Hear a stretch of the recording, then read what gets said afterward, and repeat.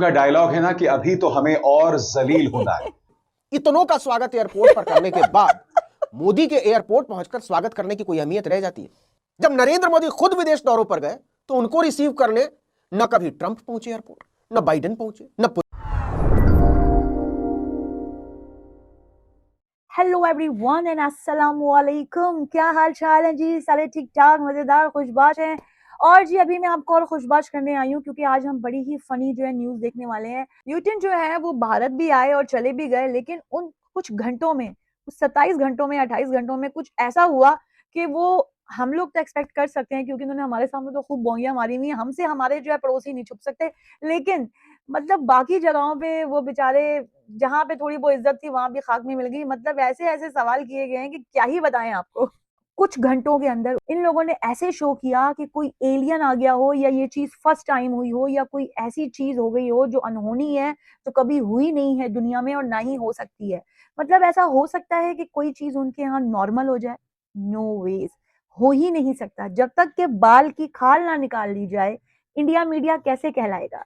कैसे उनका टीआरपी और उनका जो गोदी मीडिया है, यानी कि वो जो है तैयार बैठे हैं चापलूसियां करने के लिए, और इनको जो है ना सर के ऊपर इनके ताज पहनाना चाहिए कि चापलूसी असल में होती क्या चीज है, वो इनसे सीखो। जहाज तो इनको बनाने आए नहीं, गिराने तो इनको खूब आते हैं, लेकिन चापलूसियों के अंदर ये माहिर है। इन्होंने जी एक नॉर्मल चीज को एक ऐसे हाईलाइट जो है किया, और ऐसी ऐसी बोंगियां मारी हैं इनके मीडिया वालों ने, उनसे ऐसे ऐसे सवाल किए हैं कि वो भी कह रहा होगा किन गधों की फौज के अंदर में आ गए हो। मतलब कि सारी दुनिया से बेचारे जो है कट गए। तो अब एक छोटी सी इन्हें खुशी मिली तो उसको सेलिब्रेट करना तो बनता था, लेकिन बोमियां मारने का किसने कहा था? देखेंगे जी इस पूरी जो है वीडियो के कंगना अंदर रनावत की फिल्म का डायलॉग है ना कि अभी तो हमें और जलील होना जो है है। डिस्कशन आप उसको पहले सोचते हैं देख कि लेते हैं, गोदी उसके मीडिया बाद जी का करते हैं स्तर डिस्कशन। और तो आप नीचे प्लीज कितना सब्सक्राइब गिर कर देना सकता है, और मगर ट्रुथ गोदी लैंड्स को मीडिया बहुत सारा हर प्यार दो रिकॉर्ड ताकि को ये चैनल तोड़ता और जाता आगे है। से आगे जाए, और आप लोगों को आज मैं प्यार इस आपके चैनल के लिए सामने बहुत जरूरी है। एक वीडियो और दिखाना कमेंट चाहता हूं जरूर करना दोस्तों। ताकि मुझे खुशी हो। ठीक हो इस गया? तो वीडियो में चलो शुरू देखिए, करते हैं। रूसी राष्ट्रपति व्लादिमीर पुतिन का इंटरव्यू करने के बाद इंडिया और टुडे जलील के होना। मालिक अरुण पुरी और उनकी बेटी कल्ली पुरी दिखाई दे रहे हैं। आप जानते हैं इस वीडियो में क्या हो रहा है? इस वीडियो में कल्ली पुरी व्लादिमीर पुतिन से कह रही हैं कि आप इतनी ऊर्जा कहां से लाते हैं, आप इतनी मेहनत कैसे करते हैं जितनी मेहनत हमारे प्रधानमंत्री करते हैं। और फिर पुतिन उस चाटुकारिता को समझते हैं और जवाब देते हैं कि क्या आप गुप्तचर एजेंसी हैं? क्या आप लोग मेरे पीछे पड़े रहते हैं और आपको यह पता रहता है कि मैं क्या क्या करता हूं? दोस्तों, ये वीडियो यहां पर आप देख सकते हैं कल्ली पुरी जो हैं वो पुतिन से क्या बात कर सवाल रही है। किया है अब मैं आपको भाई? बताता हूं कि यहां बातचीत में क्या क्या कहा जा रहा है। कल्ली पुरी उनसे कहती हैं, और आपके स्क्रीन पर हम पिछले 3 दिनों से आपका पीछा करते हुए देख रहे हैं कि आप कितनी मेहनत कर रहे हैं। हमारे उल्टा प्रधानमंत्री पड़ गया जितनी सवाल। कड़ी मेहनत करते हैं बिल्कुल उतनी ही। क्या आप कभी कल्ली आराम पुरी। नहीं करते? और क्या आपको नए साल और क्रिसमस में कोई छुट्टी मिलने वाली है? अब इसके जवाब में पुतिन क्या कहते हैं मैं आपको बताता हूं। क्या आप खुफिया एजेंसी हैं? Oh my God. क्योंकि असल में आप लोग भी हमें उसी तरह से शैडो कर रहे हैं, यानी कि हमारा पीछा कर रहे हैं। धन्यवाद, बहुत बहुत धन्यवाद आपका। मैं आपसे एक सवाल पूछना चाहता हूं। ये इंडिया टुडे के मालिक की बेटी हैं। सबसे बड़ी बात, व्लादिमीर पुतिन से उनके पत्रकार इंटरव्यू करें तो बात समझ कैसे हो आती रही है। है चपड़ी? मालिक की बेटी पहुंच गई और क्या कह रही हैं? जैसी मेहनत हमारे प्रधानमंत्री करते हैं बिल्कुल आप वैसी मेहनत कर रहे हैं। क्या आप छुट्टी नहीं लेते? आपकी ऊर्जा कहां से आती है? मैं फिर आपसे पूछना चाहता हूं, अगर आपको इस वीडियो में कोई प्रॉब्लम नहीं दिखाई देती तो माफ कीजिएगा, आप पत्रकारिता के मायने नहीं समझते हैं। सिर्फ 27 घंटों के उनके भारत दौरे में ऐसा माहौल बनाया गया जैसे मोदी पुतिन की मुलाकात कोई दुर्लभ खगोलीय घटना हो जो सदियों में एक आध बार घटती है। क्या पुतिन के भारत आने के साथ ही आपने टीवी से लेकर सोशल मीडिया पर पसरी मोदी के अंधभक्तों की चीख चिल्लाहट देखी? एक एक पल को कैमरे पर कवर करने के मीडिया के तमाशे ने एक सामान्य औपचारिक मुलाकात को सस्पेंस थ्रिलर वाली कहानी में तब्दील कर दिया।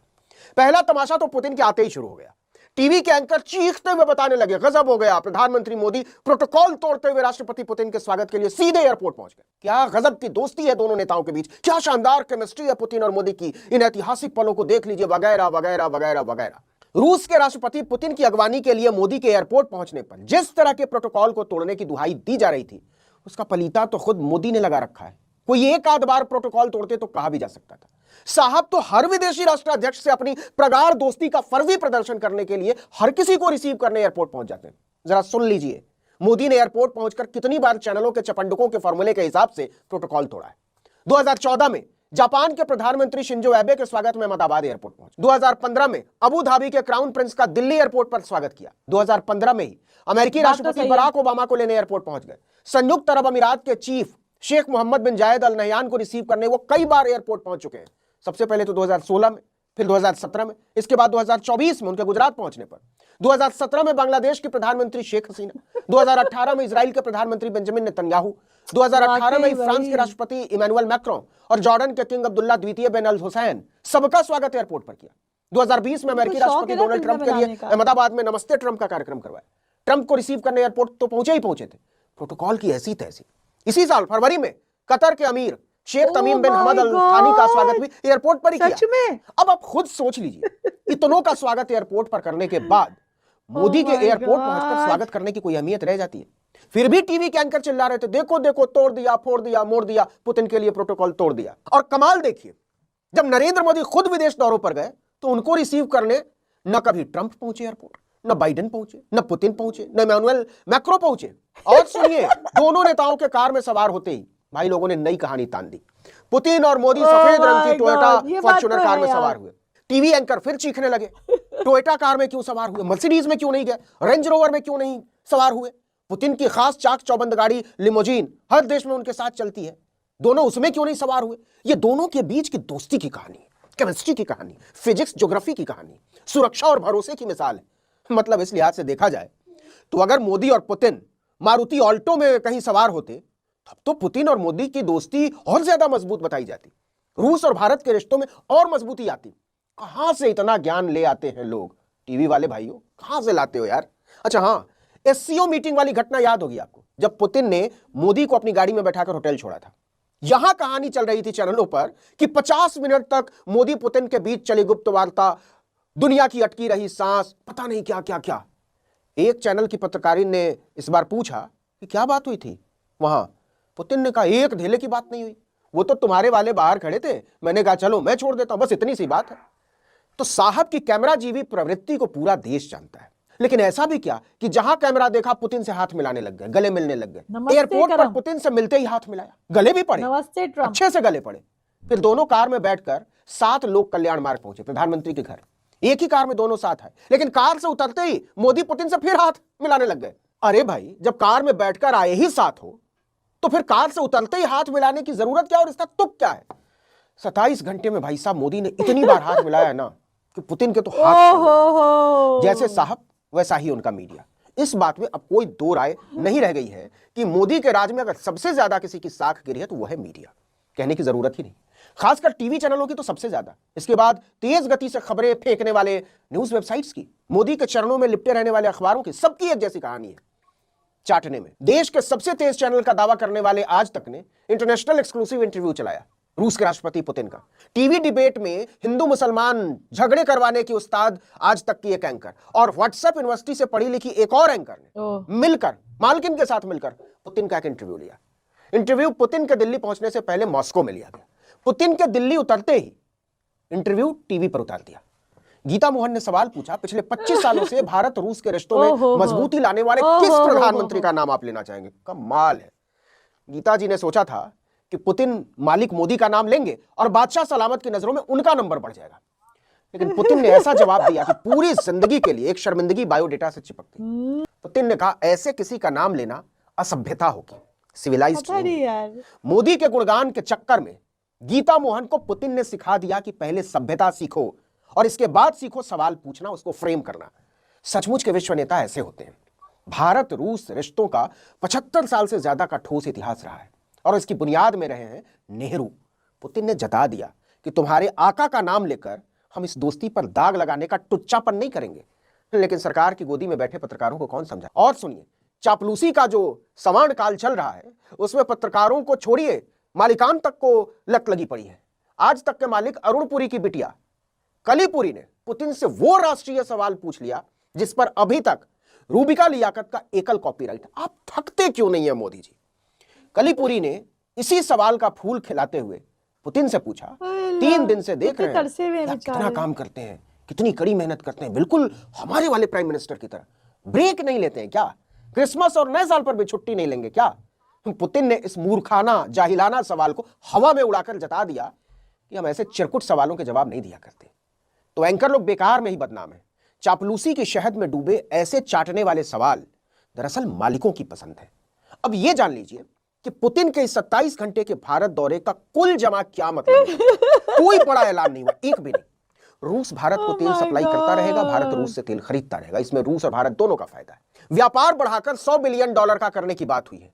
हर दौरे में व्यापार बढ़ाने की बात की जाती है, की जाती है। यह बोलने का भी कोई मतलब नहीं है और न बोलने का भी कोई मतलब नहीं है। ये वाला जो काम है ना, व्यापार बढ़ाने वाला, बैक चैनल से पूरे समय चलता रहता है। हाँ, ऊर्जा क्षेत्र में कुछ समझौते जरूर हुए, लेकिन इसमें भी कुछ नया नहीं है। डिफेंस सेक्टर से कोई बड़ी बात निकल कर नहीं आई है। टूरिस्ट वीजा में कुछ छूट देने की बात हुई। रूस यूक्रेन युद्ध पर दोनों देशों का नजरिया वही पुराना वाला है। कुल मिलाकर कुछ भी नया नहीं है। इस मुलाकात का सिर्फ कूटनीतिक संदेश है यूरोप और अमेरिका के लिए। पुतिन ये दिखाना चाहते हैं कि अमेरिकी विरोध के बावजूद वो दुनिया में अलग थलग नहीं है, और भारत दिखाना चाहता है कि अमेरिका टैरिफ लगाकर ब्लैकमेल करेगा तो उसका पुराना साझेदार दोस्त रूस उसके साथ है। बस यही है पुतिन के भारत दौरे की खास बात। बाकी बातें चाहे जितनी बना ले, चमड़े की जुबान है। टीआरपी चाहिए, चाहे कुछ भी हो जाए, कुछ भी करना पड़े।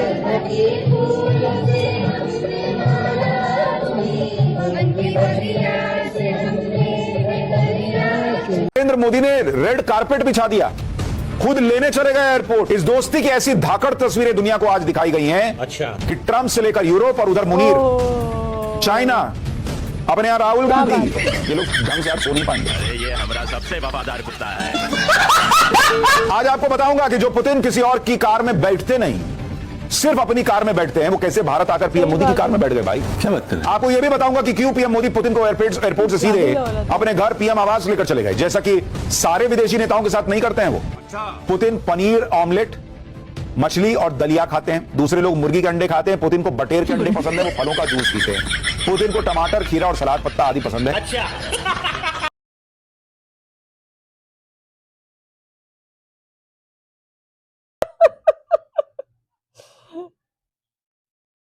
My God.